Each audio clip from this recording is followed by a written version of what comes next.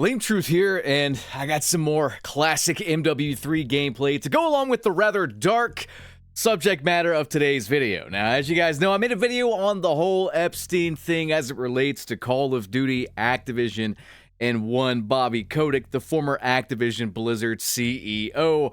And that was a nice way to go over the surface of everything and kind of just let you guys know that something is afoot there. But I wanted to keep digging and just go through all the files I could, which was pretty exhausting.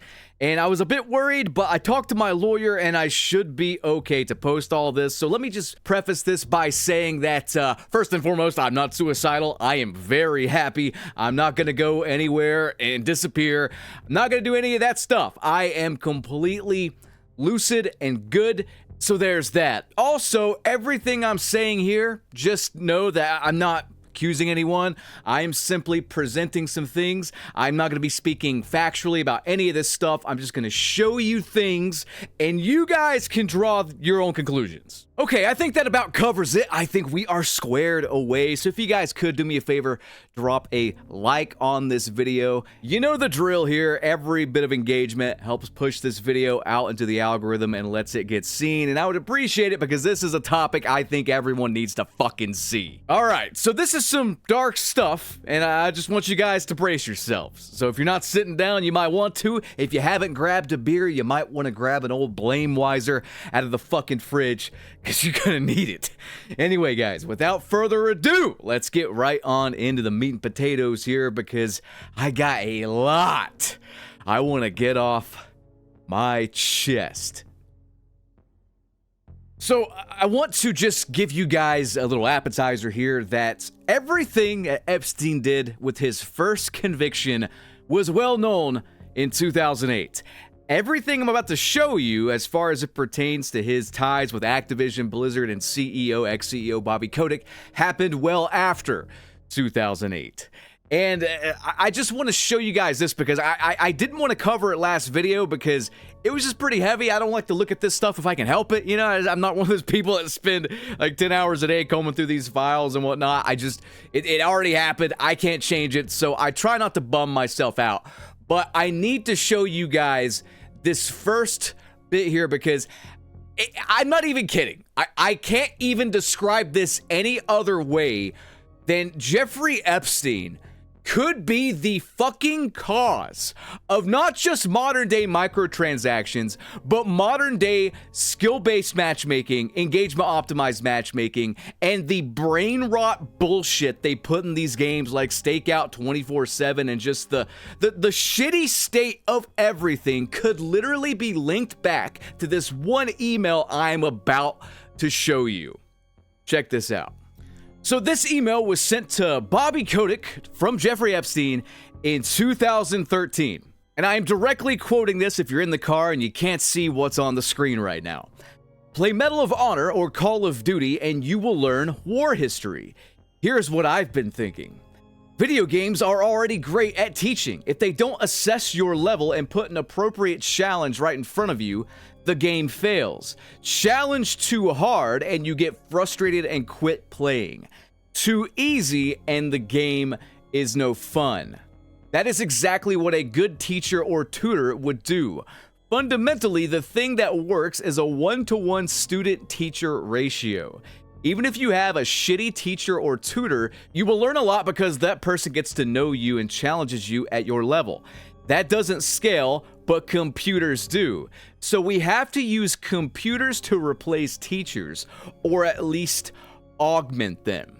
I'm going to stop right there before I continue. This email keeps going. But what does that sound like? You know, guys, you're a smart bunch. I typically love reading my comments because I think I have sort of gathered a pretty smart fan base here that can kind of deduce what's going on just like I can, right? What does that sound like?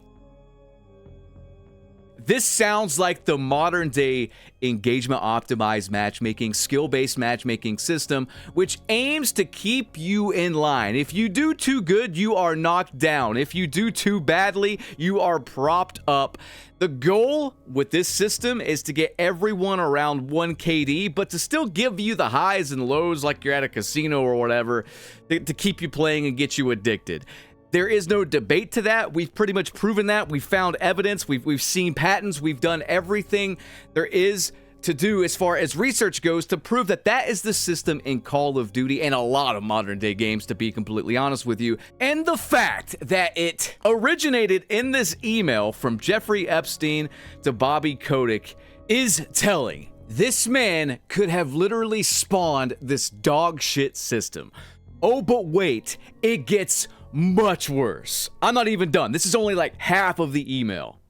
But I'm going to cover more that was written in this email. I'm going to cover the best friends situation he seemed to have going on with Kotick.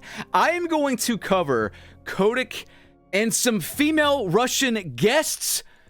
It's going to be gross and it's going to chap your ass. Unlike today's sponsor. New year, new cheeks. Today's video is sponsored by Dude Wipes. Sometimes with toilet paper, it feels like I'm trying to cut down a redwood tree with a small pocket knife. That's a little extreme, but you get what I'm saying. But Dude Wipes aims to fix that problem because wetter cleans better. You wouldn't shower with a dry towel. Why wipe with dry paper, right? Makes sense? We're talking no skid marks, no dingleberries, no angry butt syndrome, just clean confidence, pants down. These bad boys are XL extra wet and built for business. Bigger, wetter, better, the triple threat your cheeks deserve heading into the new year. There's flavors like shea butter, mint chill, and herbal relief. Your cheeks have options, guys. And there is a pack for every single situation. Big packs for home base, travel packs for the gym grind, singles for those sketchy gas station pit stops. And they're 100% plant-based, flushable, and made in the USA because Mother Nature wipes responsibly too. So guys, it is time to stop being an a-hole to your b-hole and upgrade to Dude Wipes today. Visit the link in the pinned comment or video description and upgrade to the premium wiping experience. Alright guys, welcome back to the video. Thank you Dude Wipes for the sponsor yet again. Once I use their stuff, I have not been able to go back to standard TP. It's that good. Definitely pick yourself up some and treat yourself, and you'll see what I mean. Anyway, let's continue here because this just gets worse and worse the more I read into it. Today's video games don't try to teach stuff we care about. Well, except for shooting bad guys. The best scheme I've come up with so far is to use X Prize or something like it to co-opt the existing video game industry. Give out a prize to the game that comes up with the best way of teaching kids anything from a normal school curriculum. Let them pick whatever they want to teach, any grade level, and just incorporate it into their product. That's the way to get the most brains and the most users for the least amount of money. You want to skip convincing educators and parents about this stuff and just go straight for the kids. Imagine you are looking at a door in a video game. It has some squiggly symbols printed on it. Little munchkins walk up to that door and say konnichiwa. The door opens and they are greeted by a hot princess with big tits and a thong. The door closes in your face. You are going to learn to read and pronounce kanji. Unleash that on 5th grade boys, and the next thing you know, you'll have an entire generation of bilingual kids speaking Japanese to each other behind the backs of their parents and teachers. Edutainment is for pussies. It doesn't work. Once kids catch on that you are trying to teach them something, they shut down. We have to keep the boobs and guns and profit. You see how much money video games are making these days. Fuck educational reform. We need educational subversion. Again, this sounds exactly like modern day Call of Duty, brain rotting their player base away, their dwindling player base away, with stupid fucking shit like Stakeout 24/7 where you're thrust into this game and the only thing that matters is some sort of meaningless progress to the next animated GIF you can slap on your ugly fucking gun, which isn't even a real rifle to start with. It is the equivalent of keys being jangled in front of you to distract you, except that if you actually grab for the keys, you're charged $20 to $30 each fucking time. Look, here are the keys. Ooh, magic keys make Oog all better. All right, guys, back to the main meat potatoes here. If you just search Bobby Kotick in the Epstein files, you'll find he is mentioned over 300 times. Now, that's a little misleading, though, because a lot of the files are duplicated and whatnot. The U.S. government has done a piss-poor job in actually getting these out and in a readable fashion. There are tons of repeated things, and it's just very badly done. The U.S. government being inept, never heard that before, but either way, as you can see here from this image, Kotick and Epstein were pretty good friends. I mean, they were pretty buddy-buddy here. As you can see, Bobby Kotick came over last night. He's great. Are you coming to my coast soon? Says Jeffrey Epstein to Bobby Kotick. Kotick also got a "when are you next in New York" email from Epstein. I mean, there are dozens of emails like this. They're back and forth, by the way. It's not just Epstein contacting Kotick, it's Kotick contacting Epstein. In fact, they are such good friends that Bobby Kotick offered to lend this man his jet, like his own private fucking jet. Keep in mind, this is well after the fact that this man got put on a registered sex offender list, by the way, back in 2008. So they were pretty close. I think it's safe to say that they were pretty close, at least from my vantage point here. So here's what I'm talking about here. Epstein says, the girls and I are going to see Elon Musk at SpaceX tomorrow. Are you around? To Bobby Kotick. Kotick replies, I'm here but tied up during the day. Do you want my 407 to fly to Hawthorne Airport? Epstein says, no thanks, I'm in Long Beach. And Kotick says, want it to take you from Long Beach? Epstein replies with thanks, but rather see you, taking girls after to Bel Air. Kotick says, let me know what time. Epstein says, we'll do probably around 3:30. Now, I don't know about you guys, but this is a bit weird, right? I mean, for the most part, I wouldn't let friends borrow my car, let alone registered sex offenders. You know what I mean? It's a bit strange. It's a bit strange, but I digress here. This isn't an implication of anything. I just think it's personally fucking weird. And I think if you're watching, you probably think that, yeah, that's a bit odd as well. So let's continue on here and delve deeper into this whole email fiasco. This one I found pretty peculiar because these people just type oddly. I don't know, especially Epstein. You can see what I mean where I say he types really poorly.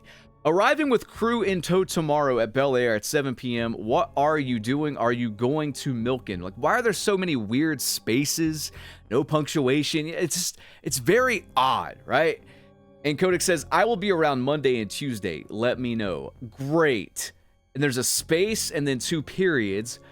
Drinks tomorrow, my house, 5:30. And that's from Bobby Kotick. Again, no real punctuation. Why do these people type so badly? Let's try space, comma, space, what is the address, comma, question mark? Is there some sort of double speak going on? I don't know. I don't want to infer anything. I'm just saying it's really poorly written unless it's done on purpose. The next email. Let me just show you this one because I have no idea what to make of it. And again, guys, I just want to reiterate here, I'm not inferring anything. I'm just presenting you the facts and you can draw your own conclusions. But what in the fuck is happening right here? Epstein wrote Bobby Kotick and said, my Russian guest missed, like a snake, your arrival yesterday. Kotick replies, and I missed her. I'll see you both next trip. What? Huh? What? The Russian guest? Her? Next trip?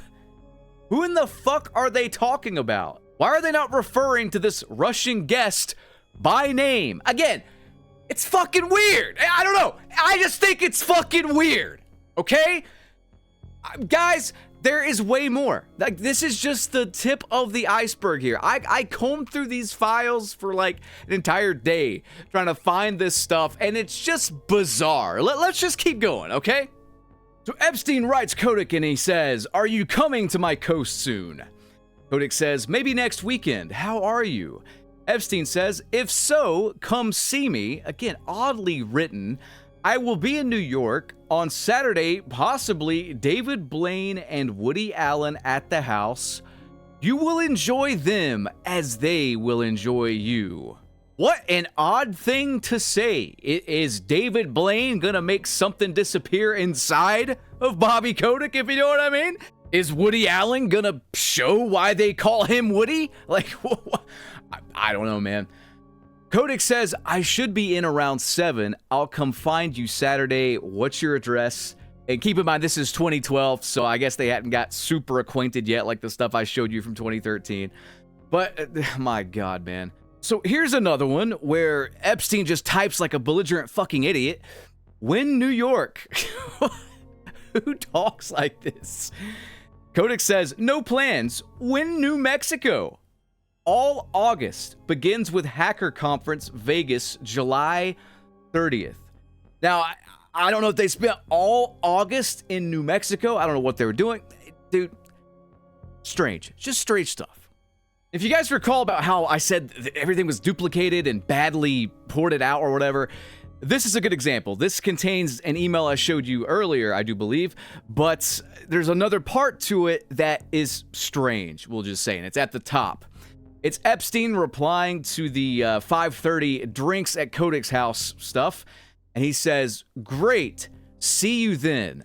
I will bring 3 or 4. 3 or 4 what? Now, if this was a normal guy, I'd say 3 or 4 drinks, but it's not a normal guy, so this could be 3 or 4 Russian guests. I don't know. This next one might blow your guys' mind a little bit, okay? 2013, February 25th. Hello, Tracy and Susie. Hope all is well. And I'm guessing this is Epstein's assistant or whatever. Jeffrey Epstein and blankety blank blank blank are in CA and going to visit SpaceX at 1 o'clock today, Monday, February 25th.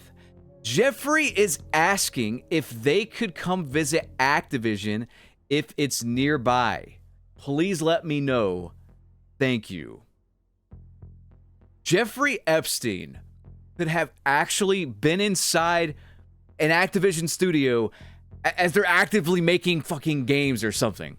Absolutely wild stuff to think about. And for the most part, that's most of the juicy stuff. There is one weird kind of concerning email where Epstein asks Kotick to come tour his island with his family or whatever.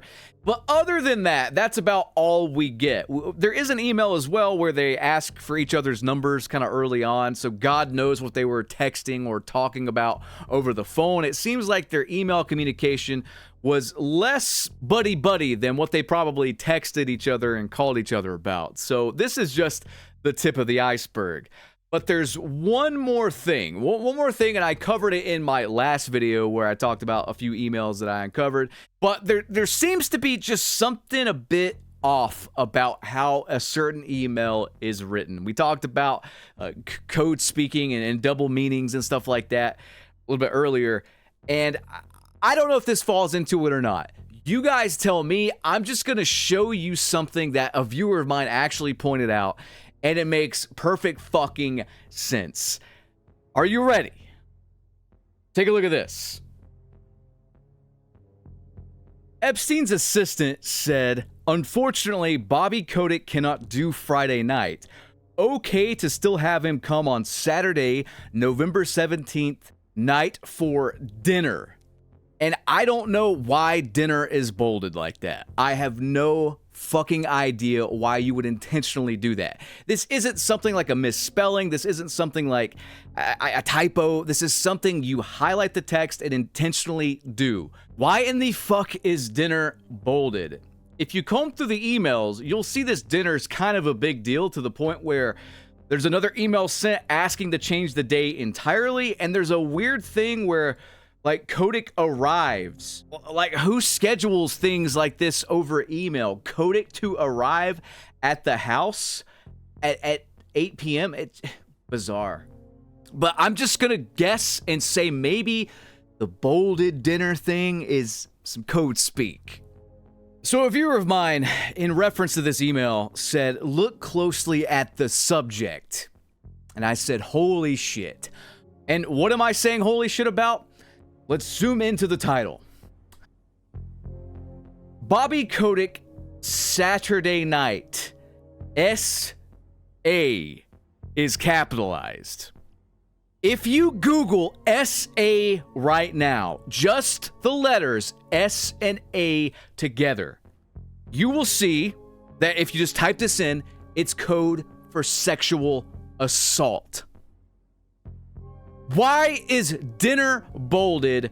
Why is there this very specific typo in the title? And maybe you're thinking this is all just, coincidence. Maybe you're thinking it's just coincidence.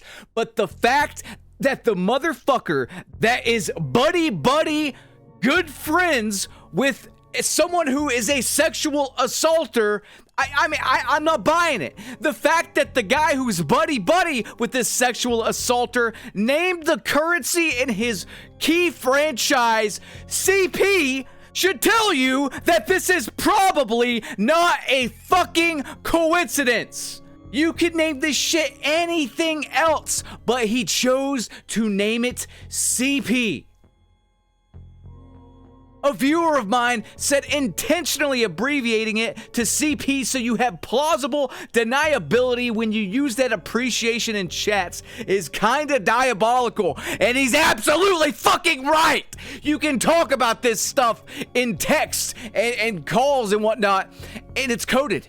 It's completely fucking coded if you mean something else, and no one will bat an eye because that's the abbreviation for their stupid fucking currency in their brain rot shitty ass video game. I am not saying anything factually here. I am not. I am simply showing you guys the evidence. You draw your own conclusions. It is a shitfuck world out there. There are really, really bad people. And it just so happens that the Activision Blizzard CEO, the guy behind Call of Duty from its inception, was good friends with one of the worst people we have seen in human history. Let that fucking sink in. Me personally, after seeing all this, I'm kind of done with modern gaming in general. But I think I'm just done playing Activision Blizzard titles altogether after seeing all this stuff. I wouldn't feel right.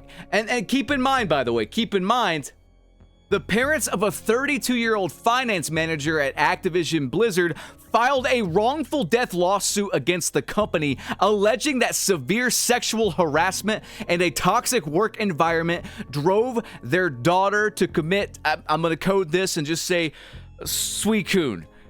Yeah, in 2017. Oh, and let's not forget the group of Activision Blizzard devs that had a quote-unquote Cosby suite that they would reference all the time in their chats. Yeah. Guys, those are the facts. Again, I'm not saying anything. I am just presenting you the information. I hope you guys enjoyed, and if you did, do me a favor and drop a like on this so more people see it. Consider subscribing as well. Leave a comment if you would be so kind. Ring that notification bell. More people need to do that so you always get my videos in your feed. You don't miss anything because YouTube is about as reliable as a 1977 Ford Pinto. And I will catch you guys on the next one. Have a good one. Oh, and get you some dude wipes too. I'd appreciate it. Peace.